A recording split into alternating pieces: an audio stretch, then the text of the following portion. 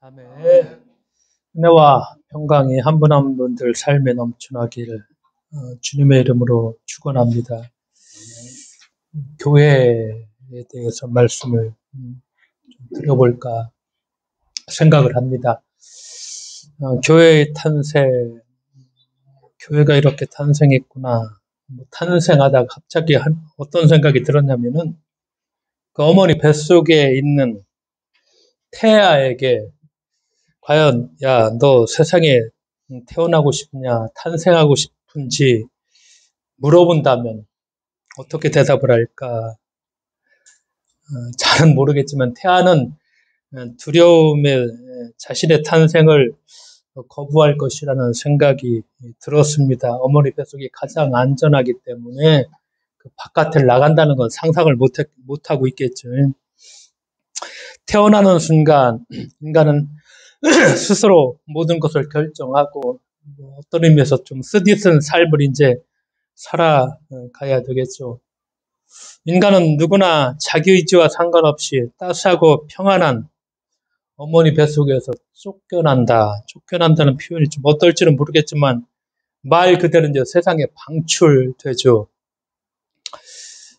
그러기에 모든 탄생은 분리와 이별, 포근한 안락을 마치고 불확실성의 시작을 뜻한다 이렇게 볼 수가 있죠.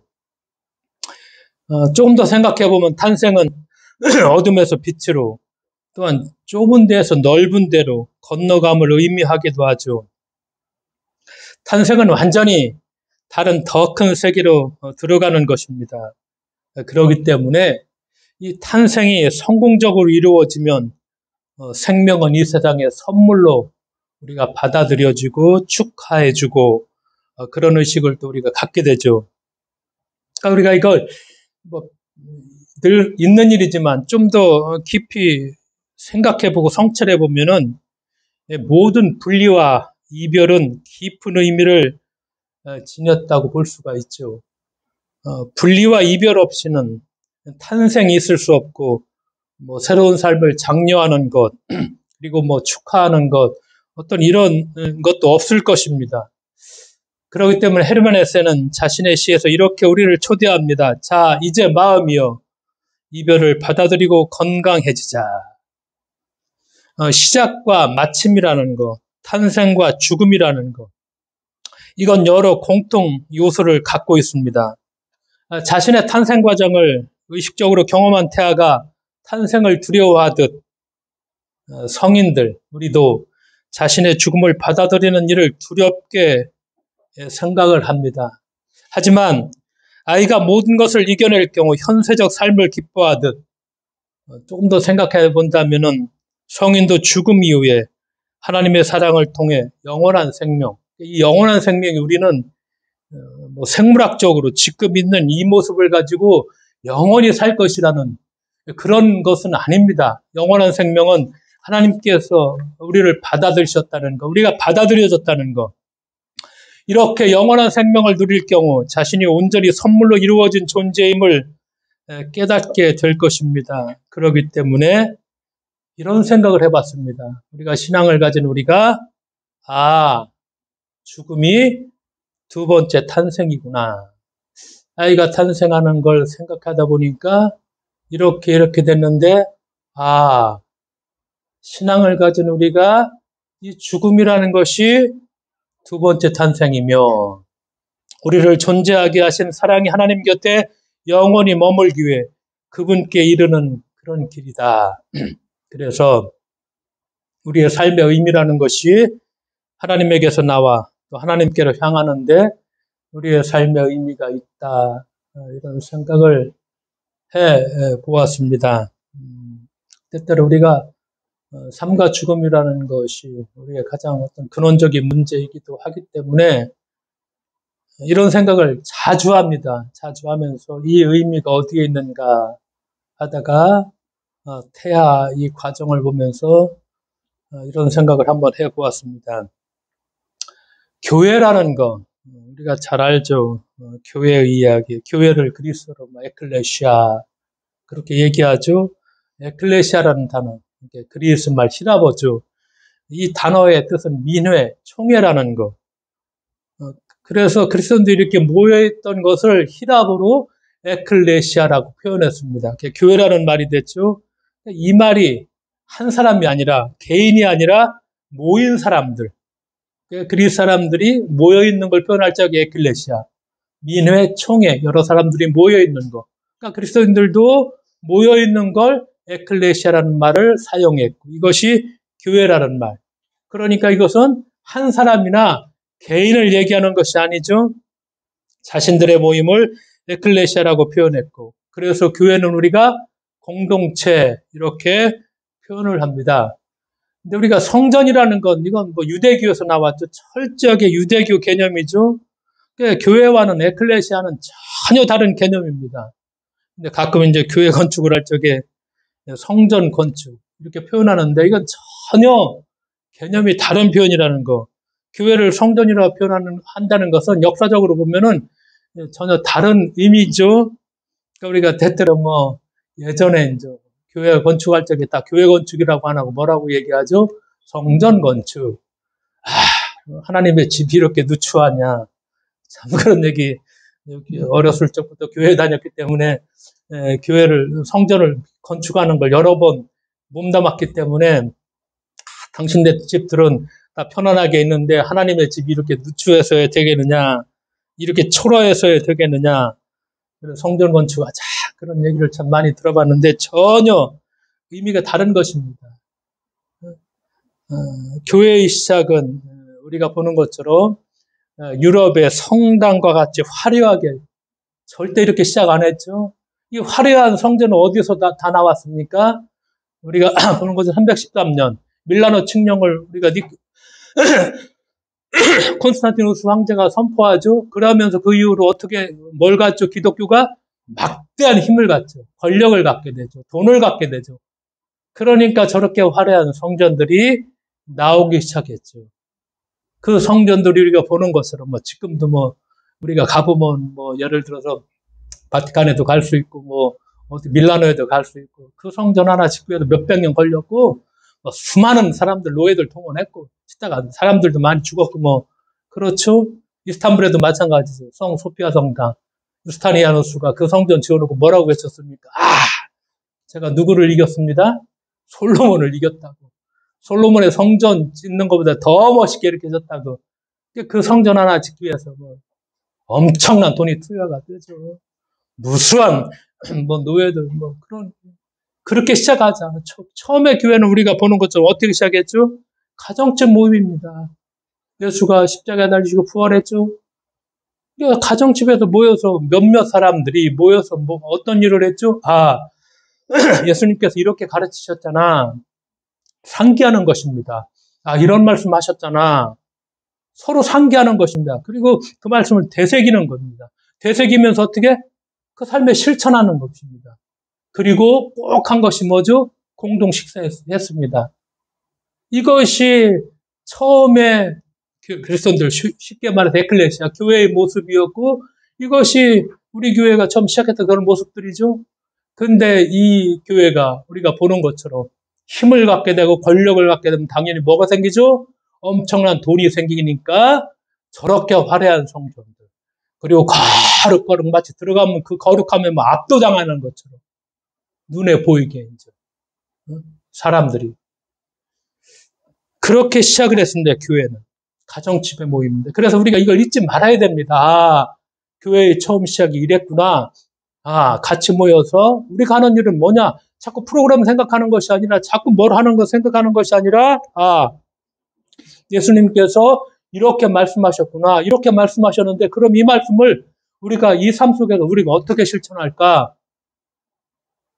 이 모습입니다.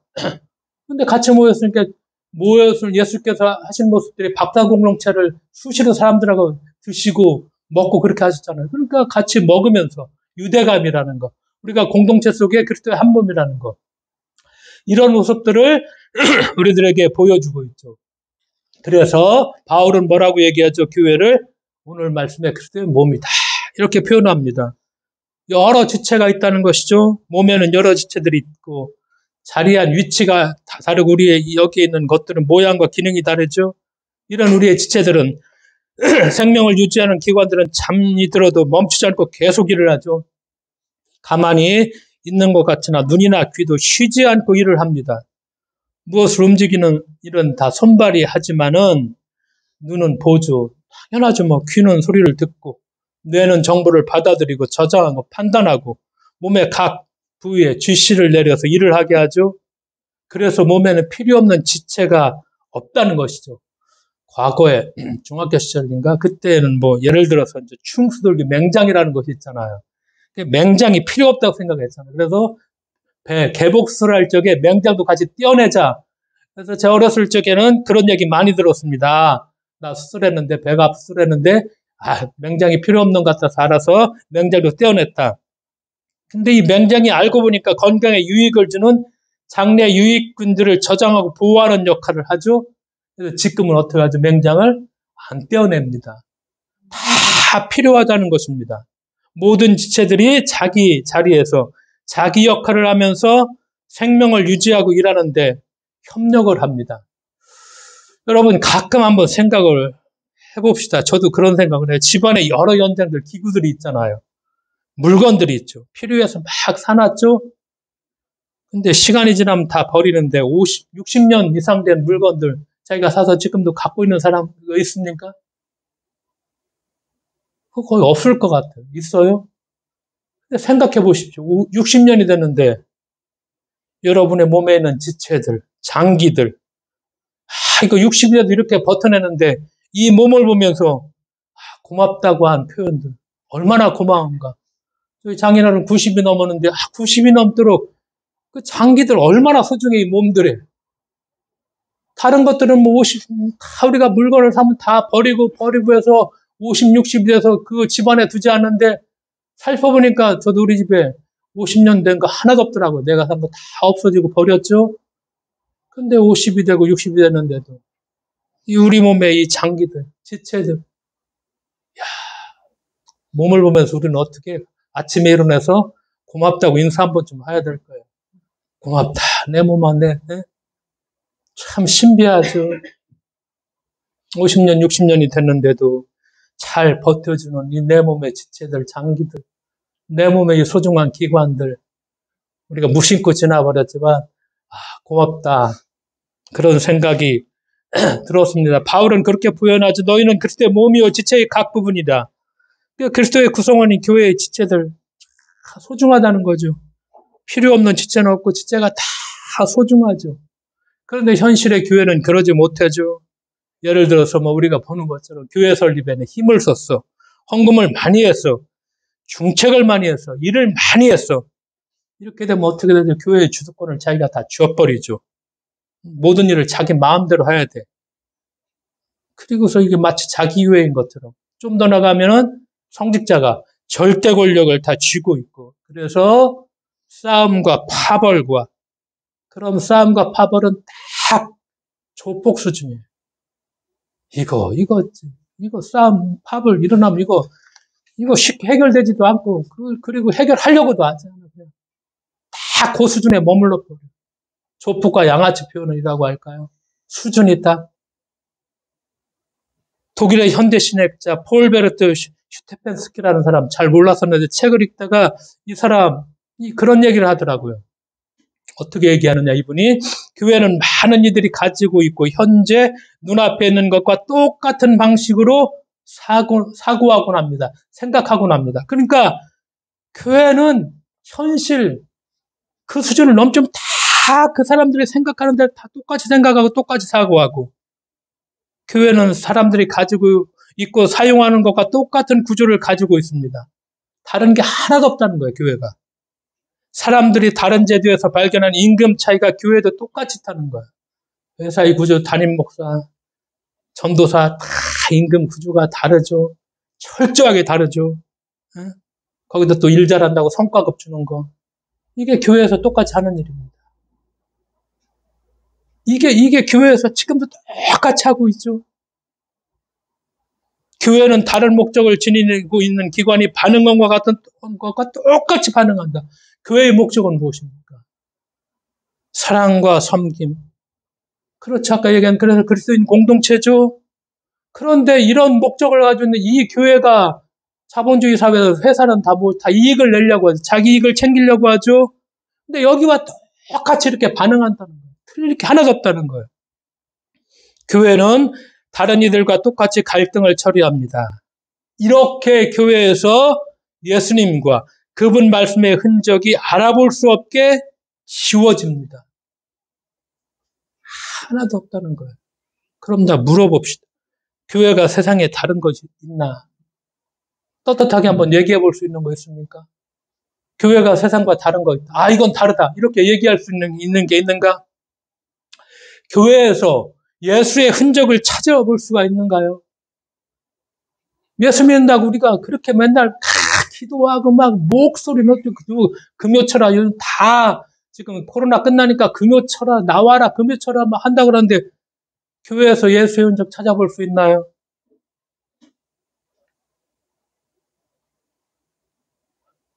아무리 찾아보려고 나 해봐도 아무리 어떻게 해서 예수의 흔적을 교회에서 어떻게 찾아볼까? 이게 예수의 흔적일까? 저게 예수의 흔적일까?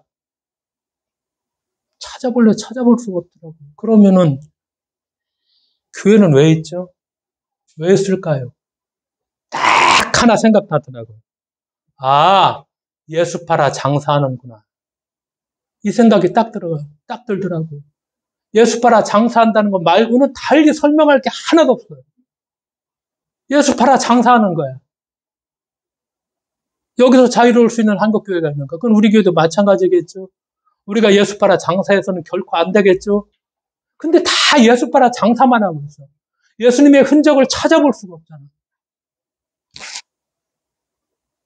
그런 생각들. 교회를 보면서. 그렇죠. 교회는 바울은 얘기하죠. 교회의 다양성과 통일성을 강조하죠. 몸이 하나이지만 많은 지체가 있고 몸에 많은 지체가 많으나 한 몸인 것 같이 그리스도도 그러하다. 다양한 사람들이 모여 있죠. 여러 인종이 있고 다양한 국적이 있고 남자 여자 다양한 계층이 있고 사실 2000년 전의 얘기인데 그만큼 바울이 사실은 혁명적인 얘기를 하고 있죠. 왜냐?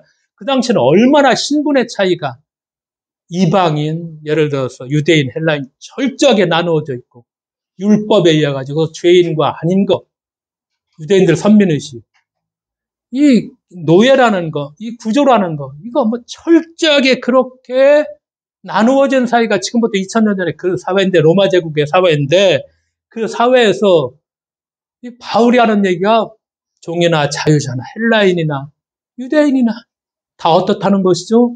하나라는 표현이 참 혁명적이고 대단한 표현이죠. 이런 표현을 과연 할 수 있겠는가? 왜냐? 만약에 2000년 전에 우리는 조선시대도 아니죠. 무슨 시대인가요? 고려 시대인가요? 2000년 전에 지금 우리가 여기에 노비나 왕이나 누구나 다 하나다. 미친놈이라고 할 거예요. 미친놈이라고 안 하겠어요? 2000년 전에 이 세상 속에서 바울은 자유자나 노예나 헬라인이나 유대인이나 그리스도 안에서 우리가 다 한 지체다. 한 몸과 한 형제다. 이렇게 얘기를 합니다. 그러기 때문에 그리스도의 신앙은 언제나 저거 보면 혁명적이었습니다. 결코 기존의 제도에 여기에 그냥 휩쓸려 들어가지 않았죠. 이렇게 얘기합니다. 바울 2000년 전에. 기존의 체계에 결코 안주하지 않았죠. 이게 우리의 신앙입니다. 이 신앙을 우리들에게 물려줬죠. 다양한 사람들이 교회에 모이죠. 교인마다 생각하는 방법이나 판단이 다 결정하는 방법, 그것 일하는 방법이 다 다를 수밖에 없습니다. 근데 우리가 생각해 볼 것, 중요한 것들이 있죠. 부부가 30년, 50년을 살아서 같은 생각, 같은 마음, 같은 방식 절대 아니죠. 다릅니다. 근데 우리나라는 왜 그러냐? 언제나 빨리빨리를 막 입에 달고 살죠. 성급한 사람들이 늘 많아요, 맨날. 그러다 보니까 우리나라에서는 자기 주장과 다른 주장을 하면은 반대 의견을 말하면은 저 사람은 내 편 아니다. 경쟁자라고 생각하고 적으로 생각합니다. 내 편이 아니라고 딱 그냥 먼저 상처부터 받죠. 다른 생각을 말했는데 내 생각이 그런 거 아닌데 충분히 우리가 여기에 뭐 18명 정도 있더라도 다 생각이 다른데 다르게 충분히 얘기할 수 있죠. 그걸 허용해야 되고, 그러니? 왜 그렇게 생각했냐? 이렇게 생각했구나. 그렇죠. 또 우리가 이 문제에 대해서는 우리가 조금 더 훈련하지 않으면 나이가 들수록 자꾸 완고해져 버립니다. 완고해지고 화를 내려고 하고 완고해지고 내 생각과 다르게 내 반대 의견을 말하면 저건 나하고 동조 안 해주는가 이런 생각을 자꾸 하게 되는데 그건 우리가 우리 스스로 철저하게 훈련하고 노력해야 되겠죠. 우리가 먼 거리 가야 할 때 다양한 방법이 있죠. 걸어서 갈 수도 있고 자전거를 타고 가거나 뭐 말을 타고 갈 수 있고 자동차나 기차를 타고 뭐 비행기를 타고 갈 수가 있죠. 사람마다 체력이나 경제력, 시간적 여유에 따라 다 다르죠. 각자 형편의 상황에 적당한 방법을 택하면 되죠. 방법의 차이는 다른 것이죠. 틀린 것이거나 잘못된 것이 아니죠. 근데 교회에서는 이런 사람들 때문에 피곤하죠. 우리가 신앙생활 해봐도 내 방법이 옳다는 거. 자기중심적이고 큰 소리하고 교만하고 타협할 줄 모르고 자기가 늘 옳아. 다양성과 통일성을 훈련한다는 것. 조율하는 훈련이 우리의 성숙도입니다.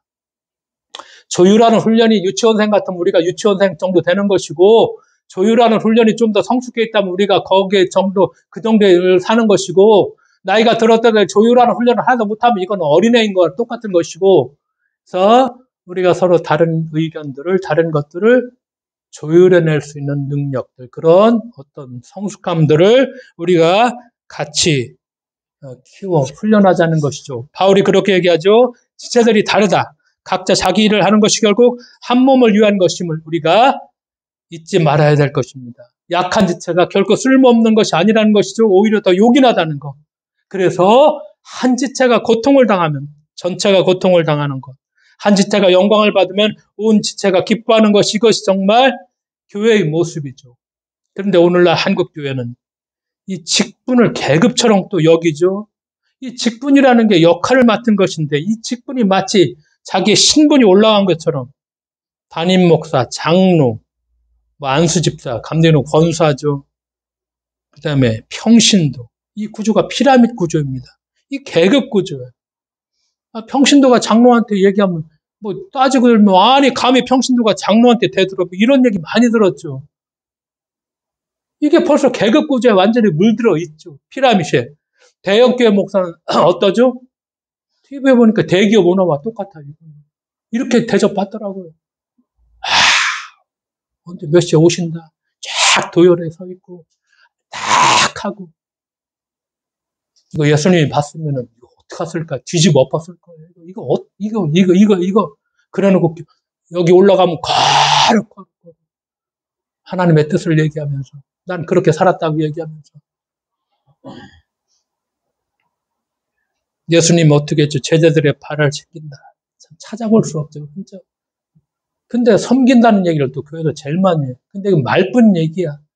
진짜는 이 계급 구조인데 실제로는 철저한 계급 구조인데 딱 이렇게 돼 있는데 말로는 사랑하고 말로는 섬긴다는 얘기를 왜 그렇게 입에 그냥 탁탁탁 그냥 자동 반사야 그냥 종교성에 매몰되어 있다는 얘기죠. 사람의 몸에서 머리 두뇌가 가장 높은 부분에 자리하고 있고 모든 기억과 판단을 담당하고 행동을 지시하죠. 그래서 두개골로 감싸서 뇌를 보호하죠. 하지만 뇌가 홀로 생존하지 못합니다. 결코 홀로 생존할 수 없죠. 손이 음식을 집어 넣어줘야 되죠. 입에. 몸속에 보이지 않는 소화기관들이 소화의 영양분을 피해 넣어줘야 되죠. 허파는 산소를 피해 넣어주죠. 콩팥은 피 속의 독소를 제거해주죠. 심장은 피를 순환시켜 산소와 영양을 공급해주죠. 이거 안 하면 뇌는 죽어버리죠. 뇌라는 게 혼자 살지 못합니다. 결국 머리도 함께 살고 죽는 몸의 한 부분이라는 것이죠. 우리가 이것을 공동체의 지체들이 이렇게 서로 유기적이라는 것을 우리가 깊이 성찰하고 생각한다면은 우리가 겸손해서 앞으로 우리의 교회의 삶에 있어서 우리들의 모습이 조금 더 달라지리라 저는 그렇게 저도 마찬가지로 생각을 합니다. 교회는 결코 기업이 아니라는 것입니다. 우리가 교회 역사를 한번 봅시다. 유럽, 그리스도교 사회가 아시아를 이제 알게 된 것이 이제 16세기잖아요. 교역을 위해서 상선과 더불어 선교사들이 중국과 일본에 오면서 아시아를 알기 시작했죠. 그 당시에 당연히 유럽의 기술 문명은 아시아보다 우월했습니다. 그러니까 유럽 출신의 선교사들은 기술 문명의 우월함이죠. 거기에다 그 사람들이 누구의 백인이라는 거예요. 이거 가지고서 민족적 우월감에 젖은 시절을 아시아의 현지 종교들을 보았죠. 그렇게 봤습니다. 그리고 중세시대까지 카톨릭 교회가 세상의 중심이었고, 그래서 뭐라고 얘기했죠? 교회밖에 구원이 없다. 이건 캐톨릭 교회에서 한 얘기입니다. 캐톨릭 교회 안에서만 구원이 있다는 것입니다. 교회밖에, 캐톨릭 밖에는 구원이 없다는 얘기입니다. 이것이 만고 불변의 진리였고 유럽 중세의 격언이었습니다. 이걸 만고 진리로 선교사를 다 생각했죠. 그러니까 유럽의 선교사들이 이 아시아에 보니까 아시아의 종교들 이게 미신이고 이게 무슨 종교인가 막 이게 우상이고 막 이상한 종교야. 이렇게 봤다는 거예요. 그러니까 교회의 선교가 구원받지 못한 불쌍한 유생인들에게 구원의 말씀을 전하는 시혜적인 은혜를 베푸는 것이라고 당연히 선교사들이 그렇게 믿었습니다. 그러니까 유럽 선교사들이 복음 선포를 우월감에 당연히 젖어 있었고 권위주의적이었죠. 물론 안 그러신 분도 한두 분이지 대부분 이랬습니다. 그러니까 오늘도 전철안이나 뭐 우리가 거리에 보면 예수 천당 불신지옥 외치는 사람들 독선적인 태도에서 윽박지르는 태도에서 그 우월감의 권위주의적인 잔재를 우리가 지금도 이걸 볼 수가 있죠. 그러니까 유럽 선교사들이 유럽인들이 우월감과 권위주의는 19세기에 들어오면서 타민족을 지배하는 이게 식민지주의로 표현이 됐죠. 유럽 각국은 경쟁적으로 우리가 보는 것처럼 아시아, 아프리카, 남미 다 식민지화 시켰죠. 그리고 식민지를 시키면서 이것은 원주민들에게 뭘 주는 거다? 혜택을 주는 것이다. 당연히 선교사들도 그렇게 생각을 했습니다. 그런데 뭐가 일어났죠? 1차, 2차 세계대전이 일어났습니다. 세계대전은 누군 거죠? 기독교 국가들이 싸운 것입니다. 엄청나게 많은 사람들을 죽인 거잖아요. 서로 유럽에서 일어난 것이고 유럽이 다 기독교 국가였었고 그것도 한 번이 아니라 두 번씩이나 세계 2차 대전이 뭐 몇백만 명 엄청나게 죽었잖아요. 2차 세계대전이 끝났어. 다시 생각하는 거야. 식민주의가 퇴색한 유럽의 신앙인들은 처음으로 이제 편견 없이 아시아의 문화권을 보기 시작하는 거예요. 기술 문명에 있어서는 유럽 사회보다 뒤져 있지만 정신 문화에 있어서는 깊은 영적 가치들이 살아있다는 사실을 이제 유럽 사람들이 깨닫기 시작했다는 것입니다. 그러면서 교회밖에 구원이 없다는 유럽 중세의 격언이 더 이상 통용될 수 없다는 사실을 이들이 알게 되었죠. 그러면서 복음에 대한 깨달음도 왔죠.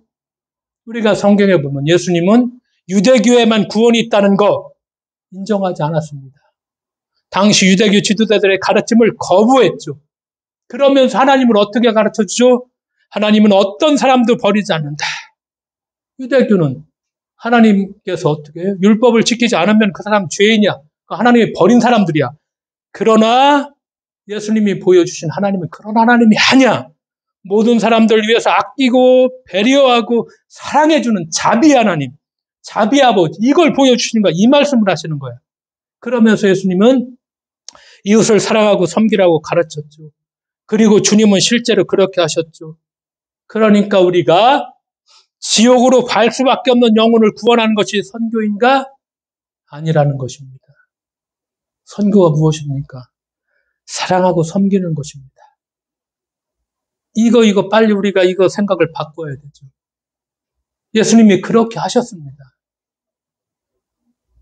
사랑하고 섬기는 거 이것이 선교입니다. 그러니까 지금도 뭐 맨날 전도 서미를 한다고 나보고 참석회를 감리기 위해서 막 얘기하는데 패러다임을 이렇게 이 시각을 갖고 예수님이 보여주신 거 교회가 부흥할 수밖에 없죠. 사람들이 찾아올 수밖에 없죠. 만약 이렇게 사랑하고 사람들을 섬기는 걸 우리가 몸소 보여준다면은. 근데 그렇게 하셨습니다. 그게 선교라고 말씀하시죠. 길에서 보험 가입을 권유하듯이 신앙으로 유인할 수는 없죠. 복음화라는 것이 교세 확장한다는 거, 신자 배계 운동과 같은 말로 표현되지 말아야 한다는 것입니다. 왜? 기업이라는 것은 기업의 수입을 올리기 위해서 세세 확장하죠. 제품 판매하고 배가 운동 하야될 수 있죠. 그러나 교회는 기업이 아닙니다. 교회는 예수님이 가르쳐 주신 하나님, 그 하나님이 어떤 하나님이야? 사랑의 하나님, 자비의 하나님. 우리가 사람과 섬김을 배워서 실천하는 사람들의 공동체라는 거. 그게 교회라는 거. 근데 왜 이렇게 어줍지 않게 다 기업의 흉내만 내고 있는지. 그리고 이게 교회라고 떵떵거리고 있는지 우리가. 신앙이라는 것이 우리가 내세를 위한 보험가입이 아니죠.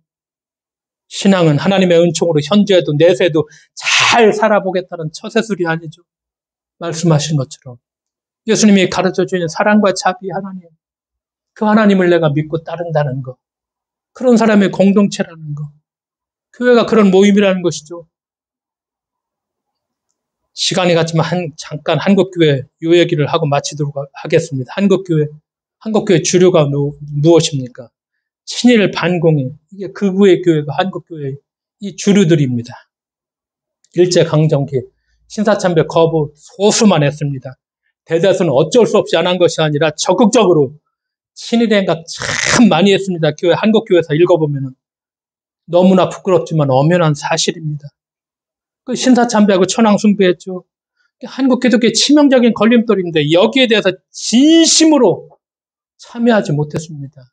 말뿐인 참여는 가끔 몇 번 했지만 한국교회가 3.1운동 이후에 고난을 견디기 위해서 이제 어떻게든 권력으로 기울여집니다. 권력의 의존이라는 것이 얼마나 달콤한 것인가를, 이 권력의 맛이 어떤 것인가를 이제 좀 알게 됐다는 것입니다. 치명적입니다. 맨날 핍박만 맡다가 우리가 권력의 그 맛을 안다는 것은 편안하고 돈 주고 권력 주고 힘준다는 것이, 이 유혹이라는 것이 정말 빠져나가기 쉽지 않죠. 개방 이후에 친일의 운명을 어떻게 벗을 수 있었죠? 그래서 택한 힘이 바로 반공이죠. 친일에서 반공으로 바꿔버렸죠. 그리고 한국교회는 다시 권력의 자리에 올랐죠. 친일에서 반공으로 바꾸고 승승장구했죠. 지난 대선 한번 생각해 보자는 것입니다.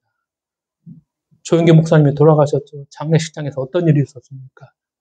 거기 당시 후보였던 윤석열 후보가 왔죠. 그때 누구 이영훈 목사, 순복음교회 김삼환 목사, 오정현 목사, 김장한 목사. 한 일이 무엇입니까?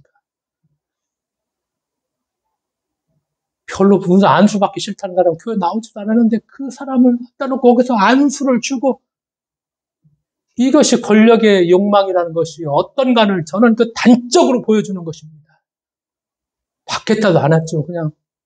근데 그 한국교회 최고의 대형교회 목사들 가서 그냥 거기다 안수하고, 그 권력의 맛이라는 거, 이 권력의 힘이라는 거 단적으로 보여줬다. 저는 그걸 보면서 이건 이렇게 권력의 맛이 이런 거구나. 예수고 뭐고 하나님고 다 필요 없구나. 이게 권력의 맛이구나. 이게 권력의 힘이라는 것이구나. 한국 전쟁 이후에 벌어진 여러 민간인 학살에 있어서 한국교회는 부역자 색출에 앞장섰습니다. 서북청년단 대표적인 극우 개신교, 여기서 나온 것이 어버이연합 밀배 아줌마 부대입니다. 서북청년단 북한에서 월남한 사람들이 주축이 됐죠. 개신교인들이 이 핵심 멤버를 이루는 다 영락교회에서 이게 또 이게 연결이 돼서 다 주축이 돼버립니다.